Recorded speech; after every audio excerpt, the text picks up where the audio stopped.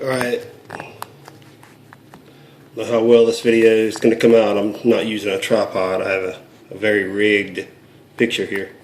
Anyway, this has been out a couple of years. This is the Ontario Ranger series. It's called the RD4, Ready Attachment 4 knife. I haven't done a knife video really in a while, and I've really shown his collections. Anyway, it's compatible with all this stuff. You know, I'm not going to go real big into the sheath. A lot of people complain about the sheath being one size fits all. This one seems to fit this one perfect. This knife I'm talking about. All I can think of is once you unstrap it, you take it out. And I'll get to the knife in a minute. I love the knife. I'll get into that. Anyway, just a minute.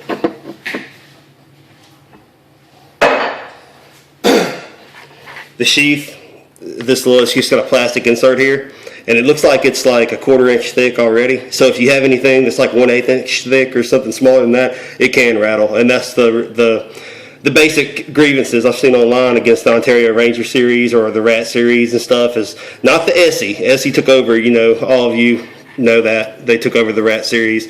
But they're still making Rat knives. This is not a Rat, this is the Ranger series. It's a lot thicker. Anyway, this sheath fits the knife perfect. So the knife is just like in the reviews. It's a 1/4 inch thick all the way until it starts tapering off here, and because it is a clip point, so it tapers at the clip towards the distal end, just past about the halfway point. You can actually sharpen this knife. It came sharp, but not nearly sharp enough. It came sharp enough to probably baton wood or like hack somebody pretty hard, and it would make a major wound on them, but it's not like hair shaving or anything. I actually got this hair shaving after 4 hours on the Spyderco Sharp Maker using all 3 of the different graining rods, the extra rods that you have to buy, the ultra fine point or whatever, ultra fine. You see a little wear right here on the tip. I've turned the knife upside down, stuck it between 2 rods on the Sharp Maker. When you turn that Sharp Maker upside down with the medium grit, and I went across it like this because as I was sharpening, I sharpened it, like I said, for 4 hours. I rounded the tip.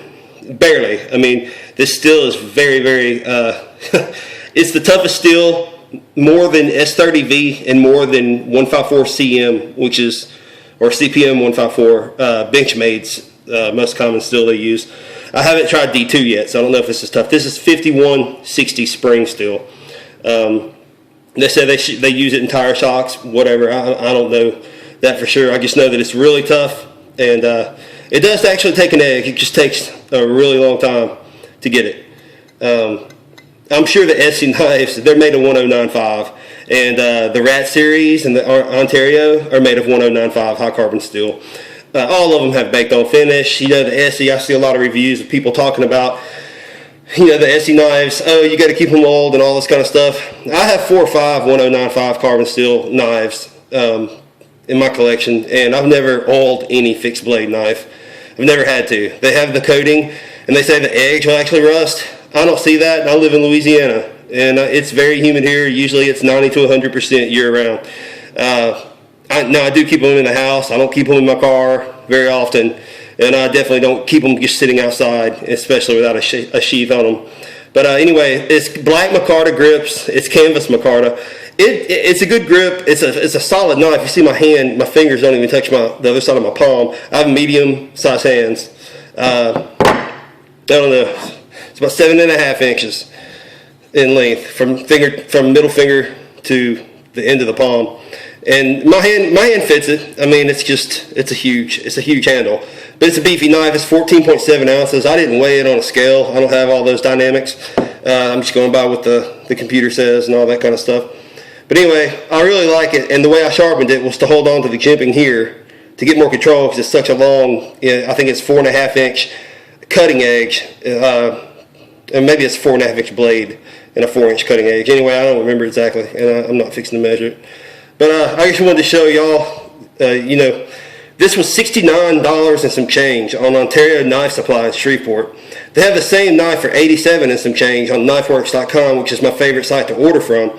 and plus $8 shipping on any order all the time. And Louisiana sales tax is usually just state tax.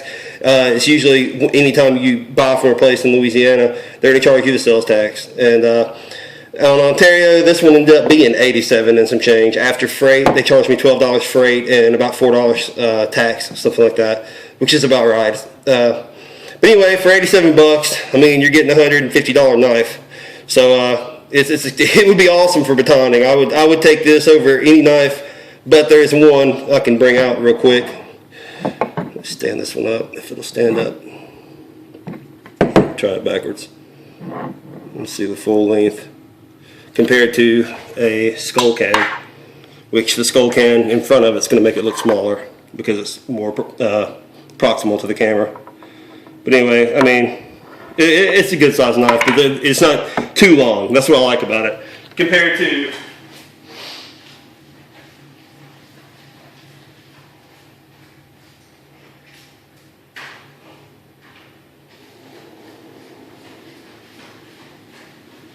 well, heck, I'll just get 4 other knives real fast. Compared to the biggest Ontario that I own, it has the same blade thickness. This one is the SP, it's a Spec Plus Raider Bowie, SP10. So I don't remember the exact specs on it, but it's a huge blade. It's 1095 high carbon, and this has been used, light work. I don't know if it shows the scuff marks, but I've chopped through some boxes just to mess around with it. And I did get a hair shaving edge on this one in about 30 minutes. They don't come razor sharp because they're big beefy knives. I mean, they're not going to come like that most of the time. EC knives or SC knives, whatever, supposedly do. That's going to be my next purchase, just to check it out. But, you know, it's made like a traditional K-bar sort of handle, except it's Ontario, and it is USA. So these are the 2 Ontario knives. This is not going to stand up because it has a finger guard on both sides. But you can see the difference in the knives. It's just really huge. Would never carry it. Anyway, your traditional K-bar, this is a 1211, USA made, compared to this one. And you can see, I think this is 0.187 inches compared to the 0.25 inches. The handles, and then the blades. Back this up. You have a 7-inch blade on one, 4.5-inch on the other. But that just goes to show you. And yeah, that's a marker. I'm an idiot. This is an old knife. The coating started wearing off, so I used a black permanent marker, and it kind of ruined it. I wish I'd have left it alone. This here is another one. It's comparable. This is 1055 high carbon steel. This is the cold steel GI Tonto, nothing special. I hate this until I started trying to sharpen it. This acts as a finger troll, believe it or not, and I can sharpen it really easy that way. This is very hair shaving sharp. 1055 is a softer steel than 1095 or 5160 spring, and it's not as thick. I think it's about the same as the K-bar, if not just slightly thinner. K-bar's here. And this is a Tonto point, and it's sharp. And my wife actually paracord wrapped this one, and the handle it came with was pretty thin. The factory handle, a lot of people take the handles off and put on paracord. I did it for aesthetic purposes. The handle actually fills my hand better, and I get a better purchase with the handle. But I have so many knives, I mean, I'm not going to use this. This is more of a car knife I may use just to, I mean, I can get enough grip tight. You know, if I need to stab something, I'll do it. But anyway, and this does come with a Secure-X sheath, and it's like $25 online. It's awesome for the money, and it clicks in. It's not going anywhere. Just like everybody else likes to say, it's not going anywhere. And then this is really useless. And then it's got a Velcro plus snap on the back to attach it to whatever. I don't really carry knives on my side, but I like them. This also, for those of you that are wondering, on the KnifeWorks website, the Crawford Casper Dragon, they have them for $22.95 right now. I'm not a salesperson for them, nor do I care to be. I'm just saying that this is actually a very good buy. It's a non-CR 14 MOV or something, I don't know, non-CR 17. Anyway, it's a 4.5, 4 3/4 inch blade. I don't have the specs right in front of me. It comes with a black coating, but it's not baked on. I think it's just painted. Kind of like all your cold steel folders, the black coating's painted on, more like a Teflon coating. Anyway, it's a CK Dragon Crawford Casper design. It's been out for a while. All of them have their own little number on them that are supposedly different. Anyway, this is the Coyote Brown or whatever. They come in black, and I think it's just black in this one. But this blade comes black, and then your regular. This ain't even satin. This is more like just plain blade. But and it comes relatively thick too. Don't remember the exact thickness of it, but it is super, super light. It even has functional jimping on the back. It's more of a Warncliffe to me design. It's not sheep's foot. That looks more Warncliffe. And the point is a needle, but it does taper down, just like the reviews say. It tapers down quite a bit from the thickness. So yeah, I mean, you shouldn't use your knife for prying anyway. Everybody will tell you that. I definitely wouldn't use this one for that. But it'll stab into flesh like nothing, I'm sure, because I've handled enough knives to know this is a needle point tip. And well worth the money. I think it retails for $90, $89 or something like that. And KnifeWorks is selling it for $22.95. They still have them. Today's August 27th, if it doesn't show up on my page. But anyway, so there you have it. The Marine Raider Bowie, which is definitely my biggest fixed blade knife. Now I have swords too and machetes, but this is my heftiest knife.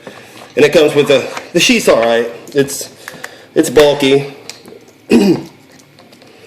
To wrap this around here to get this to catch. It's not a Secure X sheath like cold steel.